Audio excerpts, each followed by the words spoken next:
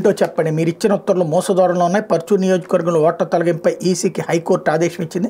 మార్చి 5కి విచారణ వాయిదా పడింది అన్నటువంటి కోణాన్ని ఇక్కడ ప్రధానంగా హైలైట్ చేశారు. ఏదైతే ఓట్ల తొలగింపు విషయంలో తేడా జరుగుతుంది అన్నటువంటి అంశాన్ని ఇక్కడ ప్రధానంగా హైలైట్ చేశారు.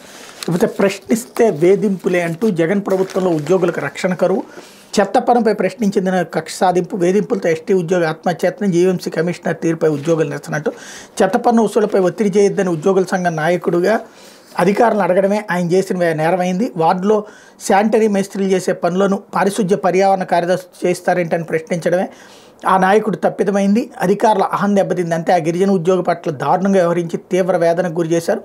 ఉద్యోగం నుంచి తొలగిస్తామని బెదిరించి ఆయన ఆత్మహత్యానికి కారణమయ్యారు. మహావిశాఖ నగరపాలక సంస్థ అధికారులు తీరిది.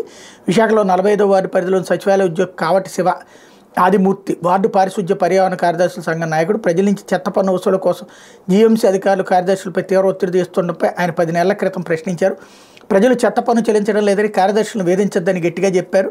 దీంతో కమిషనర్ నుంచి అధికారుల వరకు ఆదిమూర్తిని వేధించడం ప్రారంభించారు. రాష్ట్ర వ్యాప్తంగా చాలామంది కార్యదర్శులు చెత్త పన్నుపై అప్పట్లో ప్రభుత్వానికి వ్యతిరేకంగా మాట్లాడారు, నిరసనలు వ్యక్తం చేశారు. ఈ కారణంగా సస్పెండ్ చేసిన ఉద్యోగులను దాదాపుగా అందరినీ ఆ తర్వాత విధుల్లోకి తీసుకున్నారు. విశాఖలో ఆదిమూర్తి విషయంలో మాత్రం జీఎంసీ అధికారులు సస్పెన్షన్ ఎత్తివేయపోగా ఉద్యోగం నుంచి తొలగిస్తామని బెదిరించారు. పేద కుటుంబానికి చెందిన ఆయన జీతం లేక ఆర్థిక ఇబ్బందులకు తీవ్ర మానసిక వేదనకు గురయ్యారు. చివరికి జీఎంసీ కార్యాలయం ఎదురు బుధవారం ఆత్మహత్యకి ప్రయత్నించారు. సహచర ఉద్యోగులు గమనించి ఆసుపత్రికి తరలించారు. జీవీఎంసీ కమిషనర్ సాయికాంత్ వర్మ వ్యవహారంపై ఆదిమూర్తి ఆవేదన వ్యక్తం చేశారు. కమిషనర్ తీరుపై ఉద్యోగులు మండిపడుతున్నారు. బాధితుడికి అండగా ఉంటామని సామాజిక మాధ్యమంలో గురువారం పెద్ద ఎత్తున పోస్టులు పెట్టారు.